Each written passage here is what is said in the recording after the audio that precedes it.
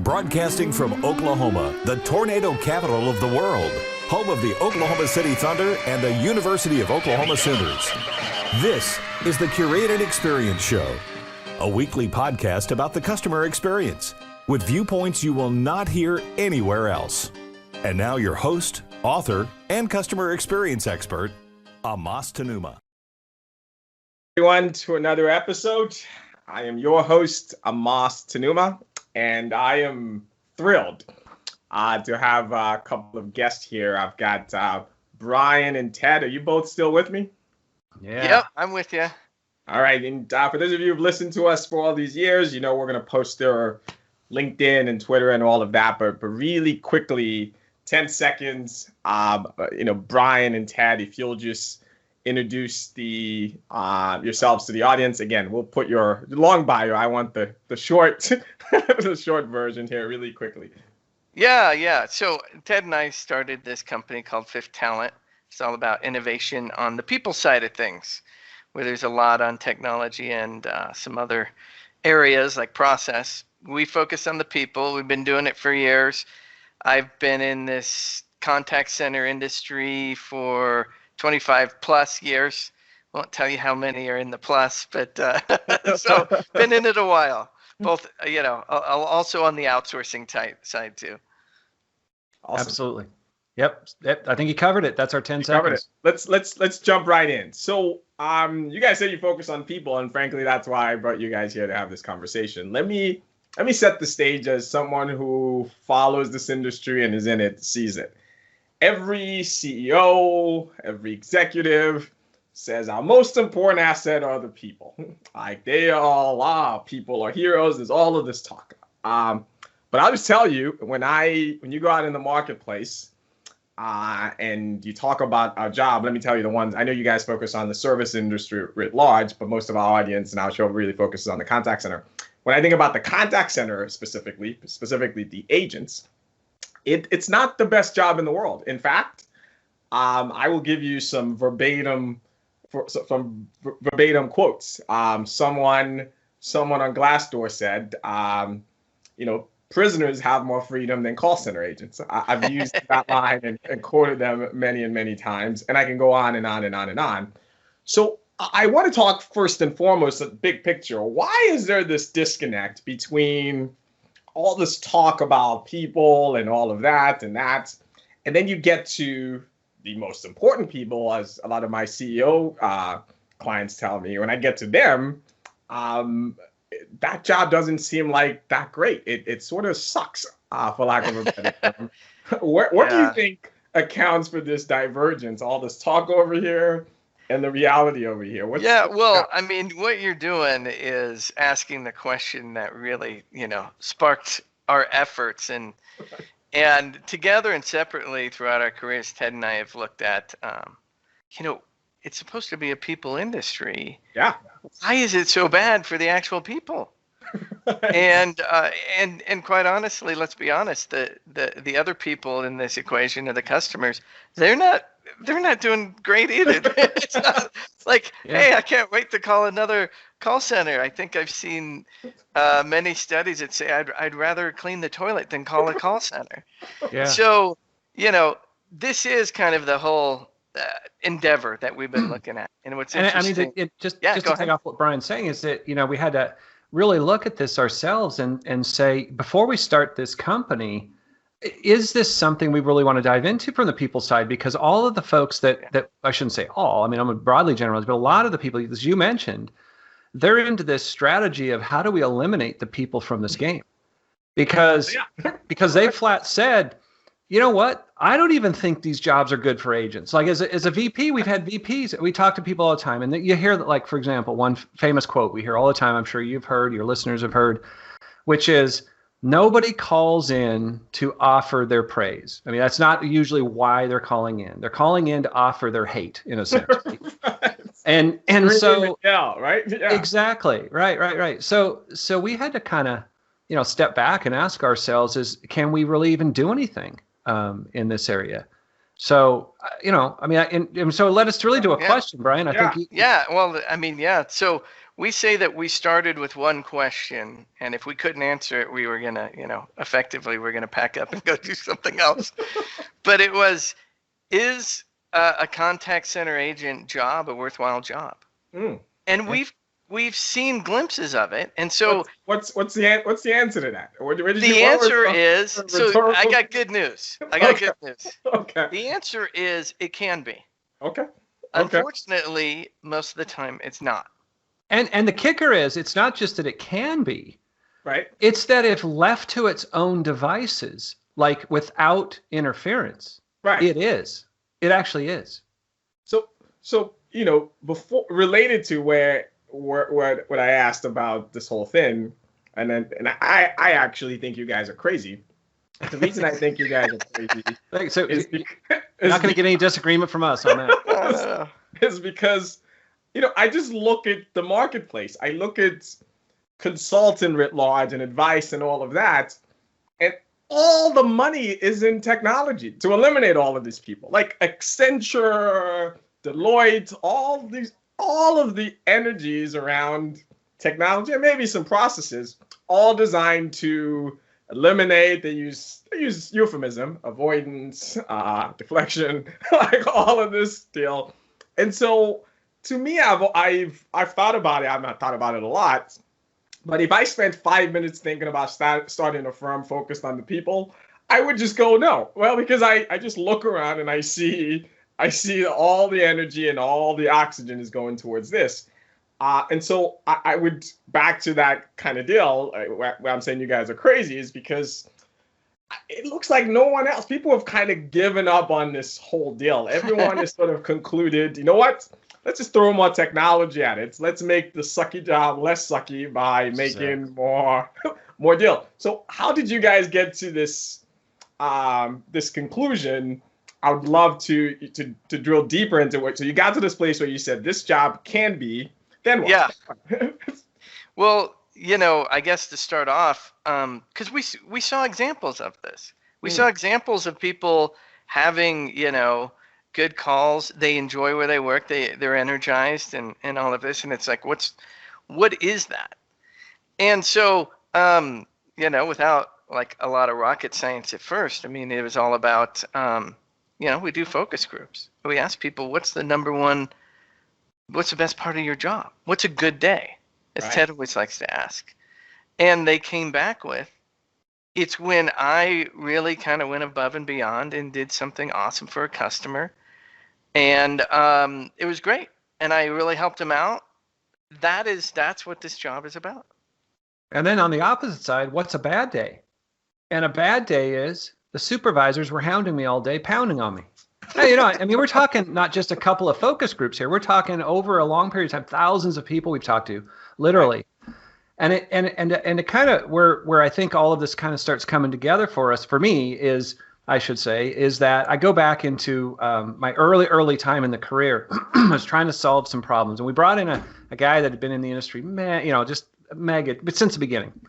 And we sat down, and he said, one of the ways you have to fix this is you've really got to get to the heart of the people. And I started, even early then, I was thinking, maybe there's an app for that. Is there a way we can do that? And he finally stopped me and he said, Ted, let me tell you what your problem is right now. Your problem is you're looking for a silicon solution to a carbon-based problem. In other words, you're trying to solve what is uniquely human with something that is not at all human, that has no feeling, that is just systems. And in that, it's always bothered me for a long time to try to put that together in my head. And it finally really hit me over the last few years that we've put this together, that what we're doing now is saying that the Silicon Valley problem or solutions are for the problem fit some things. There's no question. I mean, they've done amazing things with technology called routing. And there's all these AI has done wonderful things, all this. But in the end, when we look at it, there's still a need for a human to converse with a human. And so the question is there something that can come out of that that is beneficial to the company? Is there a latent potential in that meeting of two people? And the answer, if you look at all the, look at J.D. Power and all the studies and work they've done and a lot of other folks around customer satisfaction, and what you find out is that uniquely human piece that we put into these interactions pays back in dividends in terms of customer loyalty and all these things, proven over and over again. So that's really where my excitement comes for all of this, is really that human piece. Yeah, and what's also interesting, because we mentioned the customer on this, Yeah. we also were alerted to this in a study that talked about when did you really have great engagement from the customer side? What is great on your side? Right. And the first thing they said was, well, I felt like the agent was like sitting next to me, they're with me doing this together. And the second part was the real major was, oh my gosh, like the agent benefited from the experience.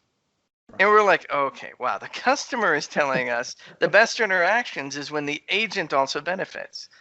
So it's like, okay, there's something here, and to quickly say what we were taking a look at is so many people in the industry are trying to say, oh, we're providing this service. It's a customer service. And there's a subtle change that changes everything. And it's like, switch this to say, this is about serving an individual. Because when you think about service, you're thinking about all the tactical, all the different things, all the metrics, whatever. But if you switch it to, wait, your job is actually not to provide a service, it's to serve the person in front of you. And when they focus on that agent focuses on that, and it goes well, and they have the freedom to kind of be themselves, use their own unique talents, they do amazing jobs. And then that's when they find it meaningful. And if you are just tuning in, you're listening to Curated Experience. I've got Ted and Brian with me, and we are on this topic of people. And if you've been listening all along, I'm sure you're nodding your head, getting excited, because what these guys have done, at least for me now, is I am salivating now. I am ready to know. I'm like, yep, I'm in. Give me the magic button. I'm sure you guys have one, right? You've got a button. You've got something we got a few buttons. They've got some buttons. They're gonna give it to us. So I'm running out of time, but I want to get to two things, and we'll have to do the how we get the magic button on another show. But I want to get to and I think, Ted, you were going there and you started this, but what's sort of the magic on the other side? Is the juice worth the squeeze, to mix metaphors? Like, everyone who's listening to this or going through a digital transformation, adding chatbots and all of this AI, and they're down that path. 99% of the world has given up on the person. They say they are, but they largely are. They're throwing more and more tech to it. If you guys, as you guys are successful and more people are listening to this and saying, yes, I want to do that, I would love to hear what you've seen in terms of what's on the other side of this. What pot of gold is on the other side of this rainbow here? If someone's listening to this and they're saying, gosh, if I got good at this thing, I got the easy buttons and I put it in, and I'm now good at this last mile, the human to human piece. What do I get? How does that separate me? What are the rewards? Yes, that is it, isn't it? That's the end. That's the question. And what to make it real simple, it's the easiest way to say it is it's a win-win-win. And it's one of the few that you find in this business, because what happens is that when I am able to be uniquely human and as an agent, and I'm able to connect with somebody in a unique way, only the way that I could. So it's my own personal talent, really, which comes out. Right. What happens is I, at that point, receive a reward back, if you would. And that's what we call meaningfulness. It's a meaningful moment when I'm able to help somebody in a way that only uniquely I can. Well, of course, if I help them and I do it in a great way, the customer benefits. So now we have an intrinsic reward for me. You have an intrinsic reward for customer. And of course, that builds customer loyalty, which is what end result of what the company wants, right? So all of us win. But what do I get as an agent, and why should we care as a management team? What we have found is in our industry, and this is true for almost any customer support operation, you're battling two things almost always. You're battling, or at least trying to counteract, turnover and customer satisfaction. You're trying to increase customer satisfaction and retain your employees. Those are the two things that we seem to be every day trying to figure out, because it has to do with staffing models and all of these things. And so what does it do? Meaningfulness, we have found from getting that to that point where people feel the meaningfulness of work, it really changes the whole game, because now it lowers turnover, it increases adherence, it lowers absenteeism. And at the same time, of course, in all of that, it increases engagement, honest, unique engagement with customers. And so it increases the customer satisfaction. Yeah. So the win is there. Correct. I mean, you get all of these, we almost call like this thing called meaningful work a magic metric. Like it's different than employee satisfaction or employee happiness. If they find their job meaningful, their productivity, everything, they're better at sales, whatever it is. And what's great is, so we're not alone. There is this whole body of research called meaningful work that we tapped into after the fact and said, wow, that's what we're trying to do. And what's great about this whole body of research that really started during the Industrial Revolution, that was all about, are we putting people on the assembly line? Are they losing their meaning? Well, now today you take a look at it and it's like, what is the key driver of meaning? And what's great is the key driver is when my job makes a difference in somebody else's life, which they call the self-transcendence. So that's great. We're in the service industry. It's latently there. And this is where we get a lot of the research. And it's like, wow, this is just awesome. There is hope out there. You know, it's not just Brian and Ted saying, having these daily calls saying, I think we can change the world. Yeah. Look, and I am, there's no bigger cheerleader for me, because I've been decrying, those of you who've listened to me for years, have heard me basically say we've given up on the human side. And so when I ran into Ted first and then Brian, I was over the moon excited. I've got to run, but where I want to leave things is, I still think you guys are a little bit crazy, but just because I think the reason most people don't go where you're going is it's this, what we consider the squishy thing, human. It's like, just give me a chatbot. Let me be on my way.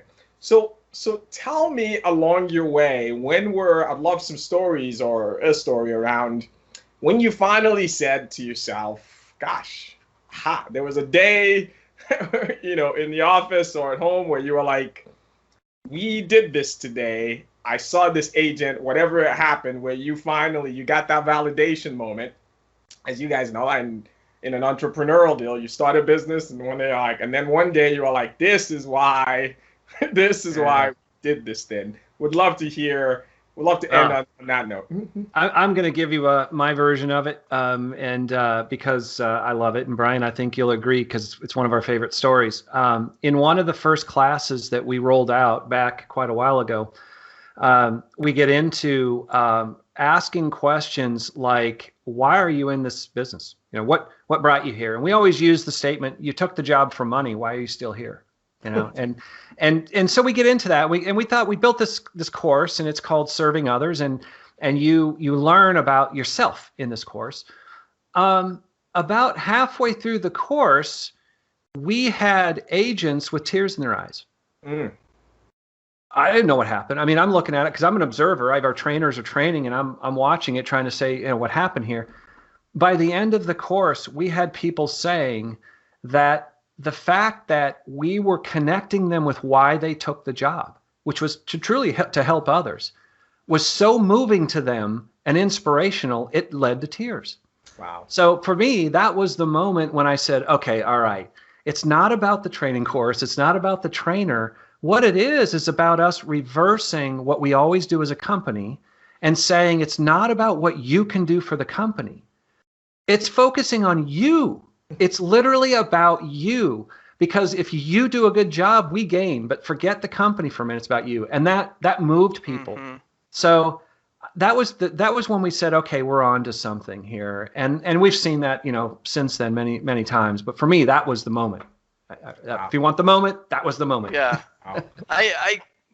I don't know how much time we have. I can give you my moment maybe Yeah, on the next one. Yeah, go for it. Oh, okay. So the quick other moment was a major discovery to say, well, naturally this happens and people want to do this. Why isn't it happening? And that's when we realized, and then we saw the research in meaningful work. There's something destroying meaningful work. That's the biggest problem. It's not allowing people. Yeah. Management and and that's what we call grind, because that when we first saw that, we said, wow, when a customer and an agent are together, that agent truly does want to help that customer. Yeah. Why aren't they?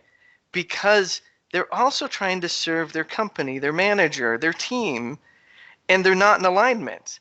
And so you're constantly trying to please two parties that aren't in alignment. We say, oh, what a grind that is. Wow. And so that was the aha moment of, wow, we could have the greatest meaningful program in the world, but it's going to be destroyed if we don't manage this grind. That's killing it.